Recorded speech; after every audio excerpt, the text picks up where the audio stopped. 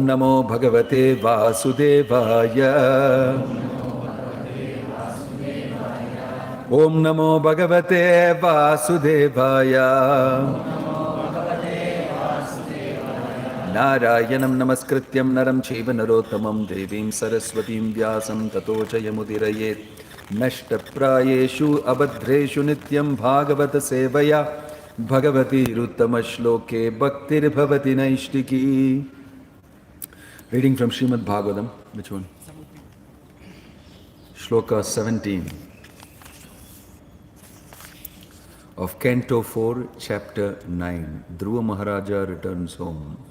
Satya Shishohi Bhagavam Stava Pada Padmam Ashis Tatanu Bhajatahat Purushartha Murte Apyeva Madhya Bhagavan Paripati Dinan Vashreva Vatsakam Anugrah Kataro Asman.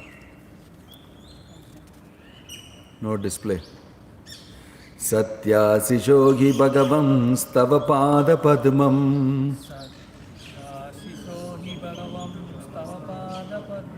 Ashis Tatanu Bhajatahat Purushartha Murte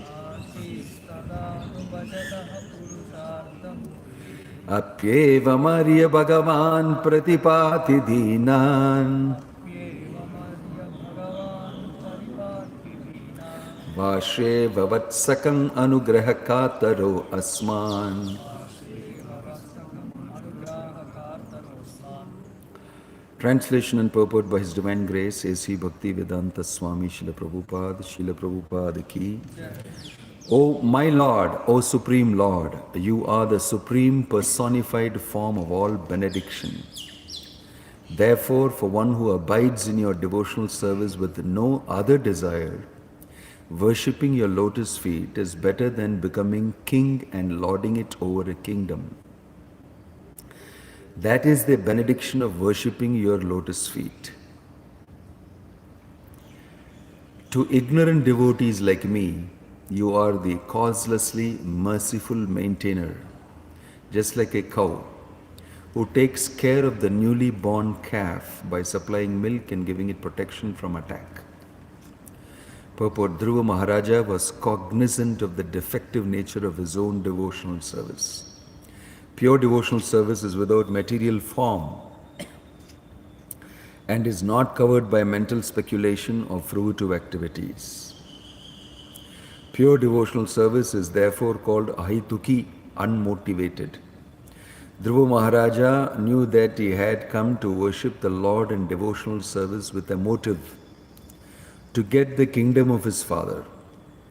Such an adulterated devotee can never see the Supreme Personality of Godhead face to face. He therefore felt very grateful for the costless mercy of the Lord. The Lord is so merciful that not only does he fulfill the desires of a devotee who is driven by ignorance and desires for material benefit, but he also gives such a devotee all protection, just as a cow gives milk to a newly born calf. In the Bhagavad Gita, it is said that the Lord gives intelligence to the constantly engaged devotee, so that he may gradually approach the Lord without difficulty. A devotee must be very sincere in his devotional service. Then, although there may be many things wrong on the devotee's path, Krishna will guide him and gradually elevate him to the highest position of devotional service. The Lord is addressed herein by Dhruva Maharaja as Purushartha Murti, the ultimate goal of life. Generally, Purushartha is taken to mean execution of a type of religious principle or worship of God in order to get material benediction. Prayers for material benediction are intended for satisfying the senses. And when one is frustrated and cannot fully satisfy the senses, in spite of all endeavor, he desires liberation or freedom from material existence. These activities are generally called Purushartha. But actually the ultimate goal is to understand the Supreme Personality of Godhead. This is called Panchama Purushartha, the ultimate goal of life.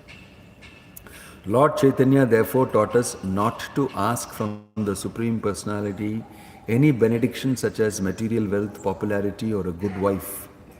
One should simply pray to the Lord to be constantly engaged in his transcendental loving service. Dhruva Maharaja, being cognizant of his desire for material benefit, wanted protection from the Lord so that he might not be misled or deviated from the path of devotional service by material desires. Om Tat Sat. Om Jnana Timirandhasya Gyaranjana Shalakaya Chakshurunmilitam Yena Tasmai Shri Gurave Namaha. Nama Om Vishnu Padaya Krishna Prashtaya Bhutale Srimate Bhakti Vedanta Swami Nitinamane. Namaste Saraswate Deve Gauravani Pracharine Nirvisesha Shunyavadi Paschatya Deshatarine. Jaya Sri Krishna Chaitanya Prabhu Nityananda Shri Advaita Gadadhar Shivasadi Gaura Bhakta Vrinda. Hare Krishna, Krishna Krishna, Hare Hare, Hare Rama, Rama Rama, Hare Hare. Hare Krishna. We thought we'll change the venue. I think the management has thought they should change the venue and create new realization in the Bhagavatam class, because I heard many people are sleeping. Here it's difficult to sleep, the birds will keep you awake.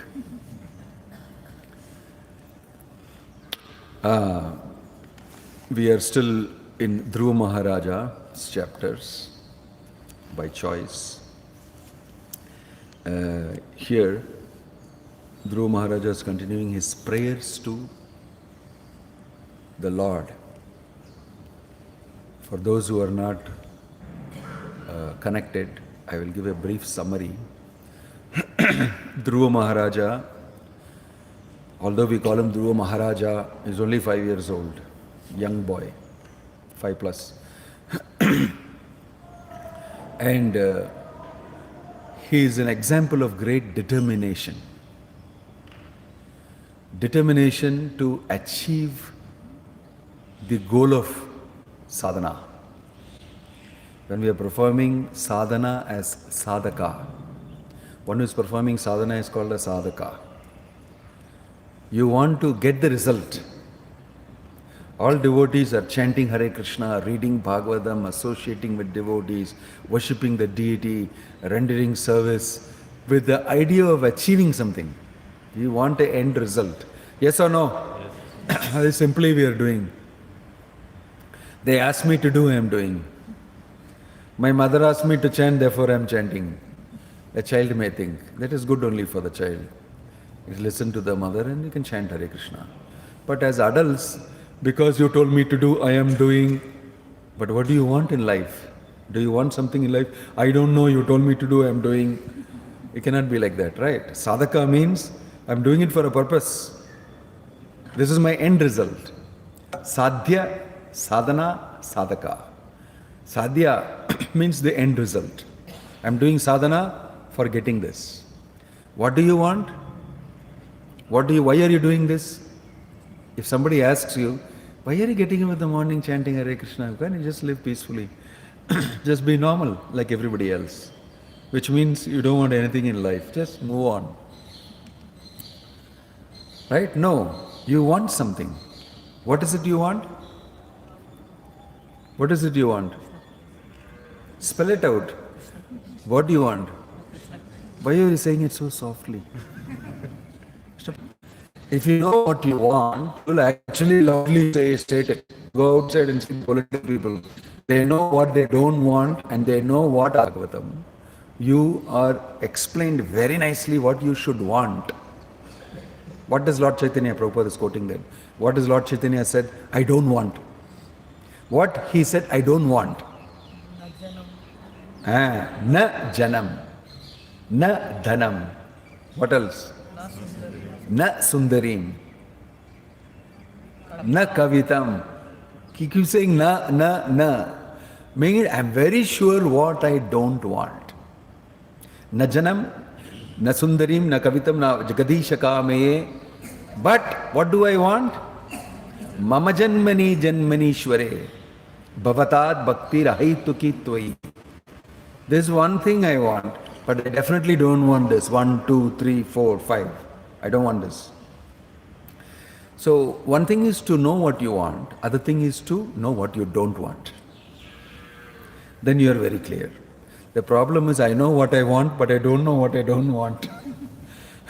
I can't see through all the scrolling, all the things that come on the thing. I'm attracted to this, and I don't know what I don't want.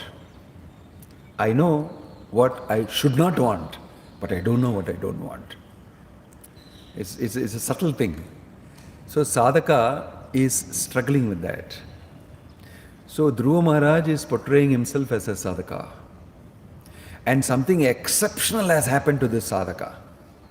God has come even before itself during the sadhaka time itself and told him, what do you want? And it's completely changed the course of his wants. What he want, he said, I don't want. At the end of seeing the Supreme Lord, Dhruva Maharaj came with a want and did the sadhana with a want. I want to occupy my father's throne, no better than my father, no better than Brahma. I want to occupy topmost throne. That is what he came for. And prayed, I don't want that. So this is the result of what? It is the result of his sadhana. I don't want that. Swami kritartho asmin varamna yache. I am sorry, I don't want any varam. In Puranas, that in the prayer to Dhruva Maharaja, she came and told, I came looking for broken glass. You have given me diamond. You have given me diamond. You are giving me something much, much more. And because I don't know about it, you have given me knowledge that you can ask me this. See, sample I'm giving you. Right. So balancing our want, what we want, what we don't want, and what we should want, that you can learn. But he overcame those challenges because he was very determined, number one. Number two, very sincere. Important point. That is why as a sadhaka, he went much more than a sadhaka would actually get. Because he is super good sadhaka. Arjuna also, Dronacharya will always say, you are a wonderful student of mine. I am very proud of you. He openly said this about Arjuna in front of everybody. I am so proud of you. Because he sort of became even better than Dronacharya. But he was always respecting Dronacharya. So I will never forget you. Although you may think I am even performing better than you. But I will never forget that you are my Guru. He always remained very humble. But Dronacharya recognized that I just taught you, but you took it so seriously, so wonderfully, that you have produced much greater than my expectations result. So the Guru is very pleased with the disciple because he did his sadhana perfectly. Whatever Dronacharya said, he did. Dronacharya put him to the worst test. He told the ashram teacher, he told him, hereafter you give Arjuna food in the night without light. Put off the lamp and give him the food. And no reason at all given to him. Guru ने बताया कि आपको ऐसे देने का आपका प्रसाद. So in the night he ate. So wondering why he was asking me to eat without light. He kept eating and then he understood that I am able to eat without light. Why? I am able to eat without a light. Actually light is not required. But why was I thinking, why you not put the light on for me to eat? But I am actually able to eat without the light. Then he analyzed it. He was an extremely intelligent person. See, he's trying to teach me, I don't need light. I can shoot in the dark. He's teaching me how to shoot in the dark because my hand will go to my mouth. It doesn't require light. My hunger is there, my taste is there, my food is there. It will find its way. Actually, it's not dependent on light. It's not dependent on light at all. Similarly, when I shoot, it's not dependent on light. I don't need illumination. I can shoot by focusing through sound. I can shoot by focusing through, and I have a special fifth, sixth sense. I can use that and shoot. And he did it. Then now I know why he's training me like this. That was the type of training he was giving. And the sadhana was being performed so well by the sadhaka that he understood the purpose of the Guru in telling me this. Now, Dronacharya was giving these instructions to him because he was capable of taking this instruction. And he was taking him to higher levels of education. If you want high level of education, you need to take high instruction. High instruction means greater austerity. If you're not willing to do that, then the Guru will always give you a small instruction only. Move this chair, that's your devotional service. Keep this chair there. Wow, I did it. Wonderful. Wonderful. Now go home, sleep, eat prasadam and sleep. Thank you very much. But to Prabhupada, Bhaktivedanta Swami Prabhupada, his Guru gave him a deadly order. He told him, you should go to the Western world and preach. They don't know anything about this. They are like cats and dogs and animals. But they are actually nice human beings. Their life is getting spoiled. You have capacity to speak in this language, go and preach in the Western world. And he just left him like that. 2-3 times he told him, physically when he met him once in Radhakund, he wrote letter to him also. Final letter, 1936, before he passed away, he wrote letter. It will be nice if you can go to the Western world and preach. Because you can preach in that language. And Prabhupada was, trying to climb into that instruction. For a long time he was actually thinking, what should I do? How should I do? How can I just go to America? Go to England? Where should I go? What should I do? Nothing he knew. Like it was an instruction much larger than himself. But Bhaktisiddhanta Sri Thakur told his other disciples who were complaining, Abhaycharan is a very capable person, why don't you tell him?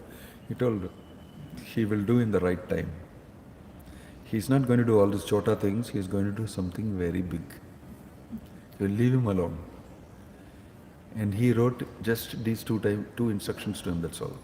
Because he knows this person, if you give one instruction, he will do it. He'll take it seriously, sincerely execute it. And he'll try his best sincerely and do it.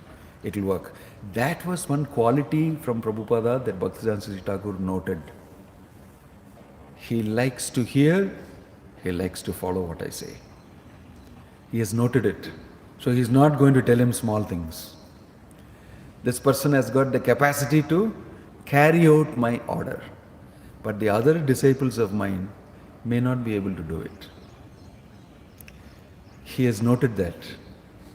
He noted that and he gave this solid instruction. Because Krishna conscious movement has to be spread all over the world. I have to leave that in legacy and leave it with this person. He told him that. And he was battling with that, how to do this, how to do this, how to do this. And he was preparing himself for it.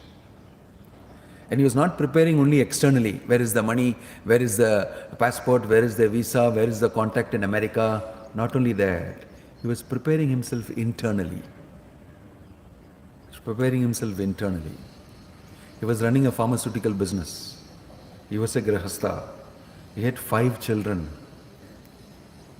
And he was a normal person from outside, but inside his head, how to go and carry out this order. From morning to night, every day he's thinking about this. He's thinking about how to do it. And he tries. Then his friend, our another disciple, Nishikant Sanyal, is a great scholar, disciple of Bhaktisiddhanta Sri Thakur. And Bhaktisiddhanta Sri Thakur's articles, he only writes. And he posts and publishes everything. He and Prabhupada are good friends. Because you are a very senior person, god brother of mine, very close to my Guru Maharaj, working with him. I am just a grahastha, outside some business, coming once in a week to the temple. I want to associate with you. What did Guru Maharaj say? What does he do? How? And Prabhupada is telling, I have now found a new medicine. You see, if you take this medicine, no, you can write your exam very well, your memory will be very good. You will be remember. I am doing this, it will have very good market, it will sell a lot of medicines. So Nishikant Sanyal is saying, I am doing my thesis, I am writing some exam and all that. Why don't you give that medicine? I will try it. So Prabhupada is saying, before that Prabhupada is telling, I have found this medicine and I have made it and it will be very good. So he is giving this medicine to Nishikant Sanyal. And Nishikant Sanyal takes that medicine, writes this after some 1 or 2 months, he comes back and meets Prabhupada. He said, did it work? How is it good? He said, very good. Nice medicine. And then he says, but Abhay Charanji, Abhay Babu, you give me that medicine by which you are such a wonderful devotee, and when you preach, everybody listens to you. You have understood all nicely the Shastra. How that medicine you are taking alone, no, that medicine you give me also. He told like that. Now both are close. So suddenly Prabhupada became very serious and he said, in the course of time I will use that medicine and preach all over the world. I'll use it only for myself. Like you gave this medicine, I use it. I'll tell like that. Then Prabhupada is telling, Trinadapi sunichena taroriva sahishnuna amanina manadena kirtaniya sadahari. This is my medicine. I have found that if I take this medicine carefully, I can preach all over the world. I have found out that. And Nishikant Sanyal become very stunned. He is not speaking about external medicine. Now he is speaking about internal medicine. I have understood that in order to carry out the order of my Guru, I should become very humble. Trinadapi sunichena. I should become humbler than a straw in the street. Tarorive sahishnuna. More tolerant than a tree. Amanina manadena. I should desire no respect for myself. And I should give respect to everybody else. In this mood, if I chant Hare Krishna, Krishna Krishna, Hare Hare, Hare Ram, Ram Ram, Hare Hare, I will be able to go and carry out the order of my Guru. This was his realization. In this way, gradually, he was seen one day after he has taken sannyasa, sitting in Radha Damodar temple and crying loudly in the night, 12 o'clock in the night, in front of Rupa Goswami's Samadhi. And they found that he was talking loudly to Rupa Goswami, that how I will carry out this order. It is so heavy instruction. Please make me your instrument. Please give me grace. Please give me your mercy. Like that he is sweeping the floor in front of Rupa Goswami's Samadhi and crying, I am struggling, how I'll do. In this way, what we see today, we are now saying in the name of ISKCON, we are doing this big building, we are doing a big project, collecting funds, we are going around using the label of ISKCON. It became so big because of the smallness of Bhaktivedanta Swami Prabhupada. That is a wonderful sadhaka who realized what is needed of me for me to carry out the order of my Guru. And he actually did it. Just like Dhruva Maharaj actually did what is required according to Narada Muni's instructions, according to his mother's Suniti's instructions. He did not think it's possible, not possible for me, it is very difficult for me, it is that he just went off to the forest to search for Narayana. Mother told him, only Narayana can teach you. Where is Narayana? He is in the forest. You can go and wait. He went off to the forest. Just simple thinking has to be done. I believe in it. I can go to the forest, meditate, I'll see Narayana, I'll ask him about the kingdom. This is how he has come to this point. And Narayana is actually standing in front of him. By the fruit of his meditation and by his tapasya, Narayana is actually standing in front of him. So we must ask why it is not happening to me. Isn't it? இதெல்லாம் சும்மா கதை. நீங்கள் தான் சொன்னீங்களே கதையந்தஸ்சமாம் நித்யம். Kadai only, it really does not happen in life. No, it happens. It happens. And Bhaktivedanta Swami Prabhupada said that I am speaking to Krishna every day. He's telling me what to do, how to conduct the movement. This was his repeated statement. Krishna speaks to me. And he told that Bhaktivedanta Thakur speaks to me and tells me what to do. When they told him that Samadhi, you are not going and paying your obeisances. His godbrothers built a Samadhi there of Bhaktivedanta Thakur. He said, they are thinking that Bhaktivedanta Thakur is sitting inside the Samadhi. They don't know he's walking next to me, telling me what to do next. Why don't they do what told to do rather than going and praying in the Samadhi? Right? So Prabhupada is talking about form. It's got a material form. So even our instructions, they have got a form. But the main thing is they have a substance. The main thing is substance. If you have instruction in substance, Dhruva Maharaja is following instruction in substance, not form. Prabhupada followed instruction in substance. And he told, my other god brothers don't know, have not understood the instruction of Bhaktivedanta Thakur. He told his disciples, don't go and talk to them about how to spread the movement. They have not understood. So, when somebody gives you an instruction, you should take it in spirit. Means, you should know the substance, the inner substance of it. Why he is saying this? What does it mean? Prabhupada took 40 years to understand it. And then boom, he went when he was 70 years old. Doesn't matter, I'm 70 years old. You got the substance. And then he successfully went all over the world to preach.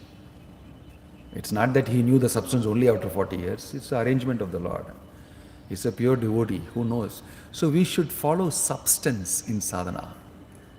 Not only the form. Right? There are labels. There is form. You can put tilak and you can put kantimala. This is also the form of a devotee.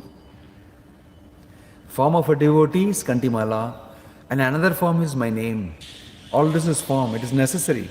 But having form without substance is horrible. You must fill up the form with substance. That is when we actually, seriously, sincerely understand the instruction of Bhaktivedanta Swami Prabhupada in his books. And we execute them manasa vacha diya karmana. We actually execute them with sincere desire. Then spiritual life goes fast. Goes fast. So sadhaka should not be only in form. Sadhana should be done with substance and form. Substance is very easy after some time. It becomes mechanically easy. It's very easy to do. Just like I tell people, every day you have to go take bath, brush your teeth, pass stool, wear new dress and take prasadam and all those things. No. After some time you don't even think about it. You're just very conscious about while taking bath. I am taking the bath. The water is following on me. I have dropped now 1000 cc. It is cascading down in drops. But when it comes out, only 200 cc falls down. The rest 800 cc is absorbed. This drop has escaped. If you don't do bath like that, we don't bother at all. We don't bother at all. Many people take bath without water nowadays. And they finish. They smell very good. You smell like you have taken a bath. This is exactly what I want you to feel. This is form. This is form. Substance, I actually did not take a bath. But I make you feel by my form that I have taken a bath. Most people in this world are absorbed with form. In devotional service also, if you become absorbed with form, you must think that I am a devotee. But inside, you are unable to be a devotee. Right? You're struggling with many things. So, we all have challenges in sadhana. We should not mistake the form for substance. That is very important for us to know. So that is why Prabhupada is very clearly stating, very advanced devotee, Prabhupada is. He writes one sentence, it's packed with realization. In just one sentence, he will express everything very clearly. No unnecessary, filigree and embellishments and all that. He'll just express it. And he's got the capacity to write English in such an effective, simple way and express a deep philosophy. That is his contribution. If you read Bhaktisiddhanta Thakur say English, you will not even understand. It's so difficult to understand. But the great contribution of Prabhupada is that he wrote it was very difficult because you have to tell very simply to him. Rascal, bloody fool, chant Hare Krishna, full stop. You have to tell very precisely, simply, so that it is effective. If you not tell too many things, then he will take those things which he can actually think, by that reason I am not chanting. He'll take those things away and he'll use that. So mandha sumandamatayo mandabhagyihi upadrutaha means rascaldom also. Rascaldom is one type of manda buddhi. They'll immediately find reasons how not to do it. Why not to do it? So simple, very simple instruction Prabhupada is giving. We must take it and we must improve our sadhana and deeply reflect on what I am doing, why I am doing, what do I want. I must get that. I must get that. Right? And for that sake, I'll do anything. If you are too much on the form, you'll find it very difficult. You'll have arguments, you have problems, you have false ego interfering with you, everything. People who are interested in the substance will duck when those things happen to them. They'll not pay attention to it. They are saragrahi. They go for the substance only. They go for the honey only. They'll buzz and go only for the honey. The rest of the flower, the bee is not interested in it. Looks very beautiful. It's got that, this and all that. It's not bothered about all those things. Is there honey? No honey? I'll go to the next flower. So the bee is a saragrahi. He's looking only for honey. Where is the honey? There's no honey here, I'm leaving. It may look very beautiful. It's a wonderful flower. Please stick around here. No honey. No honey. So devotees are saragrahis. They are seekers of substance. Where they don't get substance, they abandon it. They abandon it. They are not confused by form. They are all substance-oriented, saragrahi. So this is an example of Dhruva Maharaj. And I'm giving you an example of Bhaktivedanta Swami Prabhupada and his real life. So we must be keen to understand why we are doing what we are doing, and we must execute it. Krishna will be in front of you. That is guaranteed in the Bhagavatam. Of course, we are not doing it for the sake of Krishna to come in front of me. That will again become form interpretation. What are you doing? I want to see Krishna. No, that's not the goal of life. That's not the goal of sadhana. Very clearly explained the Chaitanya Charitamrita. The goal of chanting Hare Krishna is to get Krishna Prema. Is to get Krishna Prema. So it takes long time for us to understand the difference between Krishna and Krishna Prema and devotional service and sadhana. It's all bundled into one.